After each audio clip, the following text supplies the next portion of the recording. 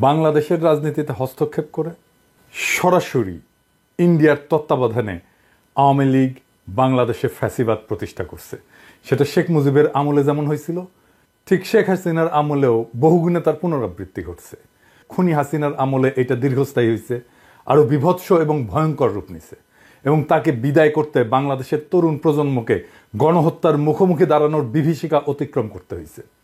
বর্ষা বিপ্লবে অর্জিত আমাদের দ্বিতীয় স্বাধীনতার মূল আকাঙ্ক্ষাই হইল একটা নতুন রাজনৈতিক বন্দোবস্ত তৈরি এবং সেটা বাস্তবায়ন করা। নতুন বন্দোবস্তটা আসলে কি? নতুন বন্দোবস্ত হইতেছে রাজনীতিতে ইন্ডিয়ার অধীনতা এবং হস্তক্ষেপ মুক্ত স্বাধীন গণতান্ত্রিক এবং সার্বভৌম বাংলাদেশের বিনির্মাণ সাধন। এটাই হইতেছে এই বন্দোবস্তের মর্মবস্তু।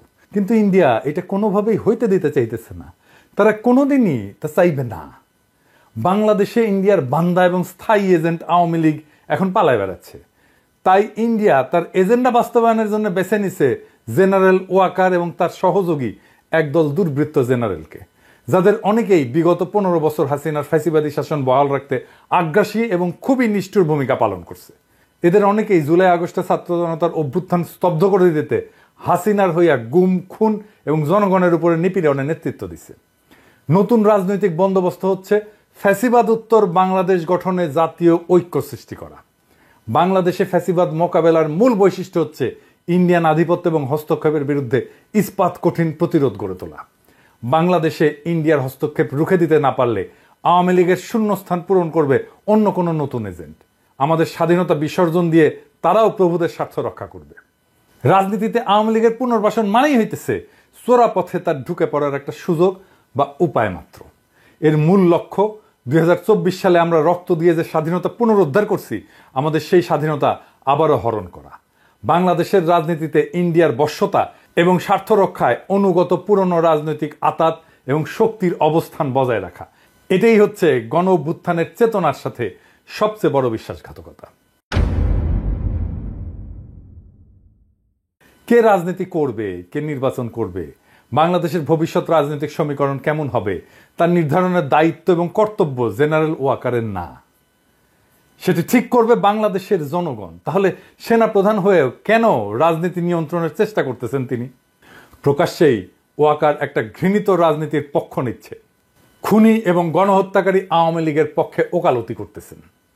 তাদেরকে রাজনীতিতে পুনর্বাসনের জন্য বিভিন্ন রাজনৈতিক দল এবং ব্যক্তির উপরে চাপ প্রয়োগ করতেছেন। প্রকাশ্যে বাংলাদেশের মানুষকে হুমকি দিচ্ছেন। তার এই উদ্ধত আচরণের উৎস কোথায়?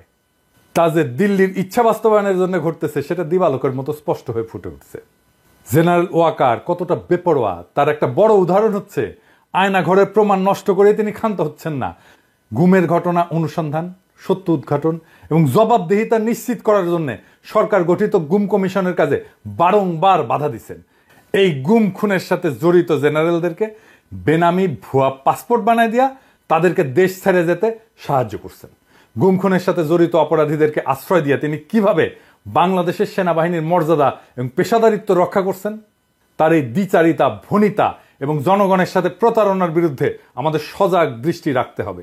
গণতন্ত্র প্রতিষ্ঠা এবং আইনের শাসন কায়েমের জন্য এখন যে সংগ্রাম আমরা করতেছি তার প্রতিপক্ষ হচ্ছে জেনারেল ওয়াকার সহ তার দুষ্কর্মের সাঙ্গপাঙ্গ অল্প কিছু শীর্ষ সেনা অফিসার। আমরা বিশ্বাস করি তরুণ আর্মি অফিসার এবং সৈনিকেরা এই সকল ইন্ডিয়ান সর্দের বিষয়ে সচেতন আছেন এবং চিহ্নিত অসৎ জেনারেলদের এমন দেশদ্রোহী গ্রুপের দুরভিসন্ধির বিরুদ্ধে তারা রুখে দাঁড়াবেন ইনশাল্লাহ। গুম কমিশন বন্ধে জেনারেল ওয়াকার কি কি অপচেষ্টা করছেন আসেন সেটা দেখি। জেনারেল ওয়াকার চায়নি গুম কমিশন তার কার্যক্রম অব্যাহত রাখুক। সে কমিশনের গঠন এবং মেয়াদ বৃদ্ধিতে বারে বারে বাধা দিছে। এখন চাইতেছে আগামী জুন মাসের পরে আর কোনোভাবে যেন এই কমিশন কার্যক্রম চালায় যেতে না পারে। বাংলাদেশে যতজন নাগরিক গুমের শিকার হয়েছে তার প্রত্যেকটি ঘটনার তদন্ত এবং সত্য উদ্ঘাটন হওয়া জরুরি।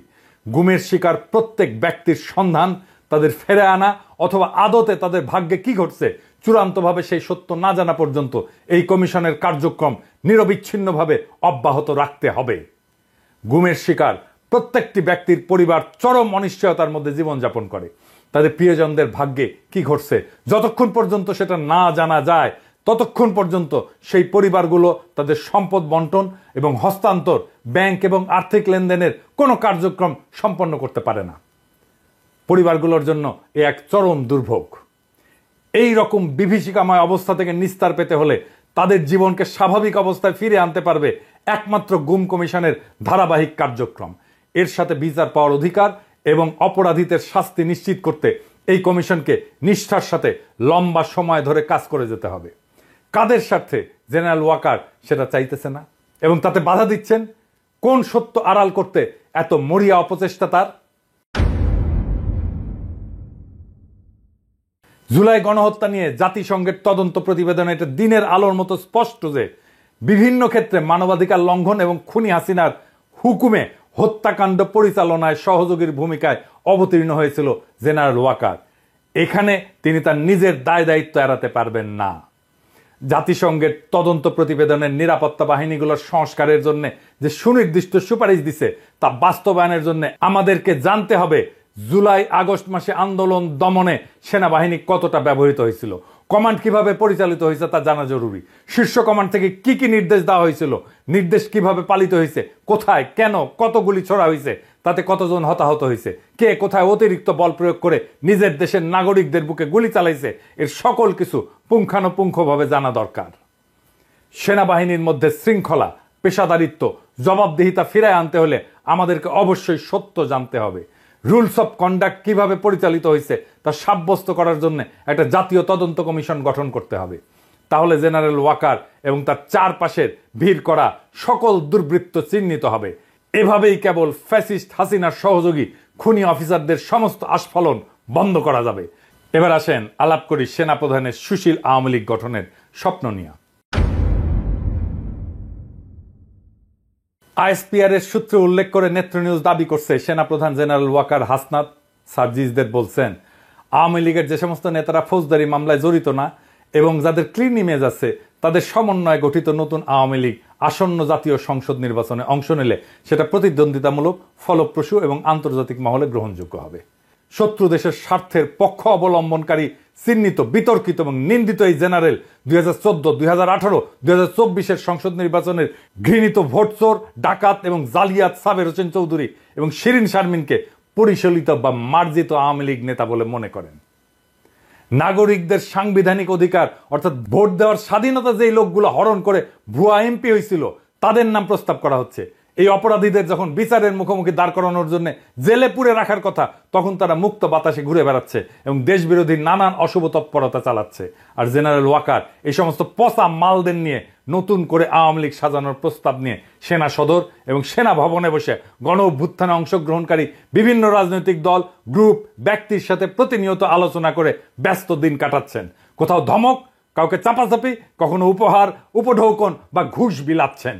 তার নিয়ন্ত্রণে যে বেহিসাবি টাকার অগণিত বস্তা রয়েছে তা প্রকাশ্যে শোনা গেছে শহীদ গোলাম আজমের গুম হওয়া অভাগা পুত্র ব্রিগেডিয়ার আমান আজমির মুখে। জেনারেল ওয়াকার তাকে কোটি কোটি টাকা খরচ করে বাড়ি বানায় দেওয়ার প্রস্তাব দিছিলেন, যা তিনি ঘৃণা ভরে প্রত্যাখ্যান করে বলছিলেন, আমি আমার প্রতি যে অবিচার হয়েছে তার জন্য ন্যায় বিচার চাই, অর্থ করি, টাকা পয়সা, ধন দৌলত না। যেই বিএনপি নেতা অবসরপ্রাপ্ত মেজর জেনারেলকে তিনি 5ই আগস্ট সকালে সেনা ভবনে ডেকে নিয়ে গেছিলেন, পরবর্তীতে তাকে উপঢৌকনের কথা বলছেন। জেনারেল ওয়াকার আসন্ন সংসদ নির্বাচনে অংশগ্রহণের জন্য তার যাবতীয় খরচ যোগাবেন বলে অঙ্গীকার করছেন। কোথায় থেকে, এই টাকার উৎস কোথায়? এতে কিন্তু খুবই কাজ হয়েছে। সাবেক ওই সেনা কর্মকর্তা সেই লোভেই বিএনপিকে দ্রুত নির্বাচনে টেনে আনার জন্য অহর্নিশ প্রাণপণ খেটে যাচ্ছেন। অর্থকরীর বিশাল এক ভান্ডার যে জেনারেল ওয়াকারের কুক্ষিগত হয়েছে তা ক্রমশ স্পষ্ট রূপ পরিগ্রহ করতেছে। সামাজিক মাধ্যমে আওয়ামী ফ্যাসিবাদ বিরোধী সংগ্রামে আমাদের যে সহযোগী, যে সমস্ত বন্ধুরা এখন আস্তে ধীরে বাংলাদেশের খুনি লুটেরা এবং জঘন্য মাত্রার অপরাধী কুখ্যাত জেনারেলদের পক্ষ অবলম্বন করে নানান কল্পকাহিনী ও রহস্যময় গাল গল্প ভরা এপিসোড রচনা, প্রকাশ এবং সম্প্রচার করে দিবারাত্রি অবিচল ব্যস্ত দিন কাটাইতেছেন, তাদের সেই অঙ্গীকারই প্রমাণ করতেছে যে কি পরিমাণে অর্থ করি ওয়াকার সাহেব বিলাইতেছেন। আর একটা বিষয় খোলাসা হচ্ছে যে জেনারেল ওয়াকারের মনে রাজনীতি করার ভীষণ এক শখ জাগ্রত হয়েছে। তা না হলে সেনাপ্রধান হইয়া প্রকাশ্যে রাজনৈতিক বক্তব্য দিচ্ছেন কেন? কেনই বা তিনি নতুন প্রজন্মের তরুণদের ডেকে রাজনৈতিক আড্ডা বসাচ্ছেন? কোন অমৃতের সন্ধানে তিনি বিভিন্ন রাজনৈতিক দলের নেতাদের সাথে রাষ্ট্র, সরকার সংক্রান্ত রাজনৈতিক বিষয়াদি নিয়ে বৈঠক জুড়ছেন? শেখ পরিবারের সদস্যদের মতো তার মধ্যে ধমক দিয়ে কথা বলার একটা বদ অভ্যাস প্রকাশ পাচ্ছে। আমি আপনাদের সতর্ক করে দিচ্ছি, পরে বলবেন যে আমি সতর্ক করিনি। আমি আপনাদের সতর্ক করে দিচ্ছি, আপনারা যদি নিজেদের মধ্যে ভেদাভেদ ভুলে একসাথে কাজ না করতে পারেন, নিজেরা যদি কাদা ছোড়াছুড়ি করেন, মারামারি কাটাকাটি করেন, এই দেশ এবং জাতির স্বাধীনতা সার্বভৌমত্ব বিপন্ন হবে। আমি আজকে বলে দিলাম, নাইলে আপনারা বলবেন যে আমি আপনাদের সতর্ক করিনি। আমি সতর্ক করে দিচ্ছি আপনাদের। গত 25শে ফেব্রুয়ারি শোকাতুর পরিবেশে রাওয়া ক্লাবে শহীদ সেনা কর্মকর্তাদের পরিবার পরিজনদের উদ্দেশ্যে দেওয়া বক্তৃতাটা আবার একটু শুনে দেখেন। তিনি ধমক দিয়ে সকলকে সতর্ক করে বলছেন 2009 সালে বিডিআরের সংগঠিত হত্যাকাণ্ডের বিচার নতুন করে আর করা যাবে না। শুনে দেখেন কি অসহিষ্ণু, ক্ষুব্ধ এবং রাগান্বিত ছিল তার কণ্ঠস্বর। এই বর্বরতা কোনো সেনা সদস্য করেনি, সম্পূর্ণটাই তদানীন্তন বিজিবি সদস্য দ্বারা সংঘটিত। Full stop. এখানে কোনো ইফ এবং বাট নাই। কারণ তিনি ওই ধ্বংসযজ্ঞের সময় অকুস্থলে উপস্থিত ছিলেন এবং নীরব ভূমিকা পালন করছেন। নীরবতা যে সম্মতির লক্ষণ, তা কি বাংলাদেশের জনগণকে নতুন করে শেখাতে হবে? আর এই তো সেদিন 11ই মার্চ হাসনাত সার্জিসদের মতো তরুণ প্রজন্মের নেতাদেরকে তিনি ধমক দিয়ে বলছেন, you people know nothing, you lack wisdom and experience. We are in the service for at least 40 years, more than your age.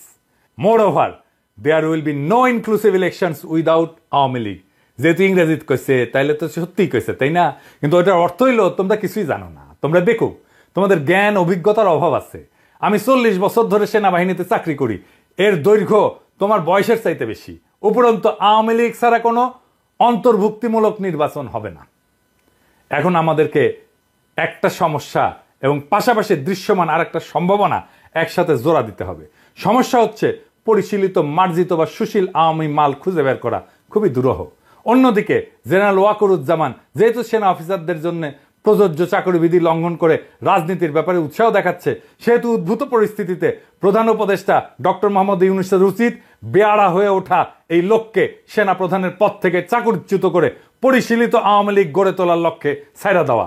এই মালটার বড় সুবিধা হচ্ছে তিনি শেখ পরিবারের সদস্য, তাই রূপান্তরিত আওয়ামী লীগের আহ্বায়ক হিসেবে বা সভাপতি হিসেবে তাকে খুনি শেখ হাসিনা সহ সকল ফ্যাসিস্ট দুর্বৃত্তরাই মাইনা নেবে এবং তার বিশ্বাস অনুযায়ী আসন্ন জাতীয় সংসদ নির্বাচনে তিনি নৌকা মার্কা নিয়ে সারা দেশে 30 থেকে 40% মানুষের সমর্থন পেয়া শতাধিক আসন দখল কইরা বিরোধী দলের নেতা হিসেবে জাতীয় সংসদে আসন গাইরা বসতে পারবেন, যা মন্ত্রী পদমর্যাদা সম্পন্ন।